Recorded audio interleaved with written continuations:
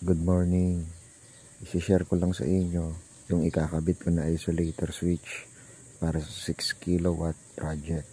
Pag nag-search ka online, ang daming tindang isolator switch. Pero ilalagay ko na lang yung link kung saan ko binili yung napili ko. Santry ang brand na napili ko. Rail type lang para mura. Total sa loob ko naman yan i-install. Solar Bright ang pangalan ng shop na binilhan ko online. Maayos naman siyang kausap. Nasa 900 plus lang to.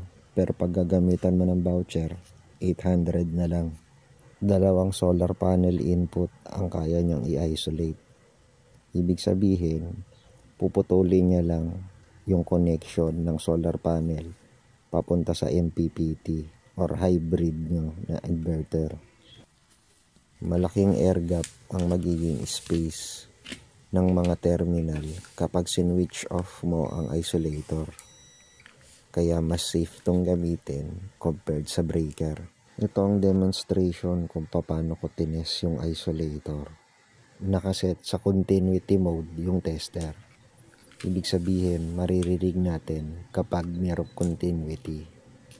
Tinest ko bawat terminal na yan kung magkakaroon ng continuity habang naka-off naman ang isolator switch.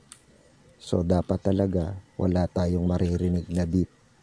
Dahil pag meron, ibig sabihin lang nun na merong continuity pa rin kahit naka-off na yung switch natin. Sira yung isolator kapag ganon. I-on ko na ngayon yung isolator. So this means magkakaroon na ng contact yung mga terminal na para sa isa't isa. Sa pag-test at pag-install ng isolator, tingnan nyo mabuti dahil hindi tapatan ang terminal nito.